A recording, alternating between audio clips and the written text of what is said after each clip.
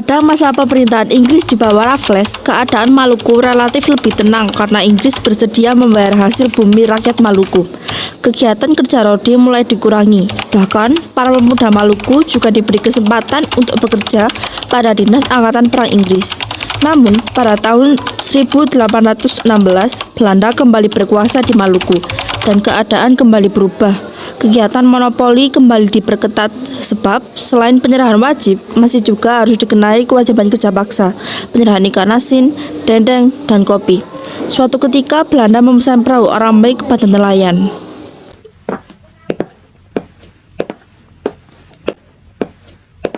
Hei, mana rencana perahu Orambai saya? Apakah selesai kau buat?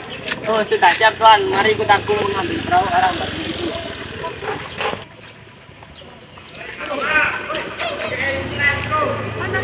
Bagus, ini bayarannya. Terima kasih. Tunggu, apa-apaan ini? Aku sudah bersusah payah untuk membuat perahu Orambaimu ini. Hanya segini saja pemberianmu padaku. Ini pun masih belum setengah dari bahan-bahan yang diperlukan untuk membuat perahumu ini. Hei, kau tidak ikhlas membawakan perahu ini untuk Orambai ini untukku? Kau ingin menerima tindakan lebih tegas dariku? Masih untung aku ingin membayar perahu Orambaimu itu. Sudah, terima saja itu. Ya, seperti itulah Belanda. Belanda tidak pernah mau bersedia membayar perahu Orambai yang dipesan dengan harga yang pantas. Padahal orang-orang Maluku sudah berperan menyediakan ikan asin untuk kapal-kapal Belanda di Maluku. Belanda sama sekali tidak menghargai jasa orang-orang Maluku. Hei, sudah selesaikan perahu Orambai yang aku pesan beberapa minggu yang lalu? Sudah siap, dan aku sudah menyerahkan ikan hasilku untuk perahumu. Bagus, baiklah, aku akan membawanya. Terima kasih. Apa? Kau mau seenaknya membawa perahumu itu? Apakah kau tidak menghargai hasil kerasku itu untuk membuat perahu Orambaimu ini? Tak mudah sekali kau ini. Ah, kau ini seperti dengan siapa saja. Aku kan sering memesan perahu padamu. Oke, baiklah. Jika kamu tidak mau membayar perahu Orambaimu itu, aku putuskan aku akan mogok kerja. Apa? Dan tidak mau menerima pesananmu lagi. Berani-beraninya kau menuntut bayaran padaku. Aku akan membicarakan pada pemimpinku. Presiden Saparua Van den Berg menolak tuntutan rakyat itu. Kejadian itu menyebabkan kebencian rakyat Maluku semakin menjadi-jadi.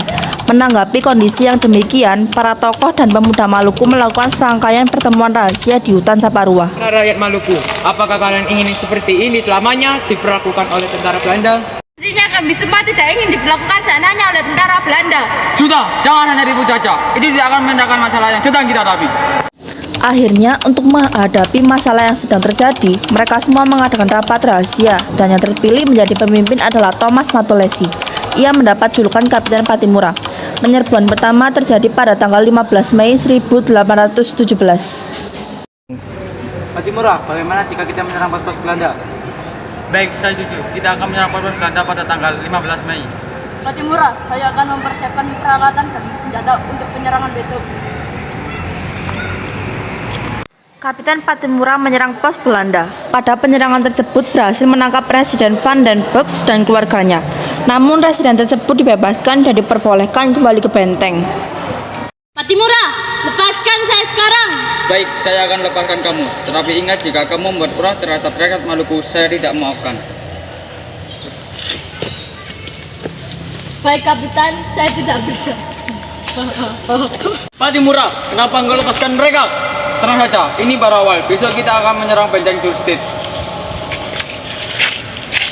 Penyerbuan kedua pada tanggal 16 Mei 1817. Pasukan Kapiten Patimura menyerang benteng Dulstedt. Benteng dapat dikuasai dan semua tentara Belanda ditangkap, termasuk Presiden Van den Berg, istri, dan 2 anaknya tewas. Merdeka, kita berhasil, kita menang. Ya, benar. Sekarang kita telah menguasai benteng ini. Pada tanggal 20 Mei 1817, tibalah pasukan Belanda di Saparua yang dipimpin Mayor Bijes berusaha merebut kembali benteng Dulstedt. Apa? Pasukan Belanda yang dipimpin Mayor Bijes datang.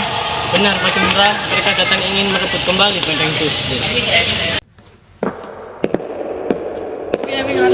Hei Patimura, kami datang ingin merebut kembali benteng Dulstedt. Tidak akan kami perbolehkan kau merebut benteng ini. Akhirnya, Mayor Bijes bersama para tentaranya pergi meninggalkan benteng Dulstedt. Keesokan harinya, dengan rasa marah, Mayor Bijaz berusaha merebut kembali benteng Dorset. Kapten Pattimura melakukan perlawanan. Pasukan Belanda dapat dihancurkan dan Mayor Bijaz mati tertembak.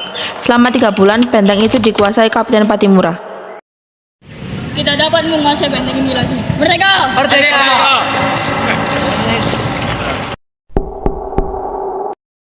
Pattimura, maukah Anda memberikan benteng ini? Dan kami akan membayar sebesar 5 keping emas. Saya sudah pernah katakan kepada Anda bahwa saya tidak akan memberikan benteng ini meskipun Anda memberi 5 atau 10 keping emas. Perundingan dengan Kapten Pattimura tidak berhasil, sehingga peperangan terus berkobar. Belanda terus-menerus menembaki daerah pertahanan Pattimura dengan meriam. Benteng ini harus diserahkan, kita mundur! Pattimura mundur, akhirnya Belanda dapat menguasai benteng Dorset. Serangan Belanda tersebut menyebabkan pasukan Pattimura semakin terdesak. Banyak daerah yang jatuh ke tangan Belanda. Para pemimpinnya juga banyak yang tertangkap, yaitu Anton Rebok, Thomas Patiwair, Lukas Latumahina. Pattimura sendiri akhirnya tertangkap di Seri-Seri yang kemudian dibawa ke Saparua. Semuanya, bawa Pattimura ke Saparua. Apa yang ingin kau lakukan kepadaku? Aku hanya ingin bekerja sama denganmu. Apa kau mau? Tidak, saya tidak akan bekerja sama denganmu. Baiklah jika begitu. Apa hal terakhir yang kau ingin sampaikan kepada rakyat Maluku? Pattimura tua boleh dihancurkan, kelak Pattimura muda akan memberatkan Maluku. Tertangkapnya para pemimpin Maluku yang gagah berani tersebut menyebabkan perjuangan rakyat Maluku melawan Belanda melemah, dan akhirnya Maluku dapat dikuasai oleh Belanda. Nelayan nelayan Maluku. Apa yang ingin kau lakukan kepadaku? Aku hanya ingin Salah. Lembaga kamu, jika kamu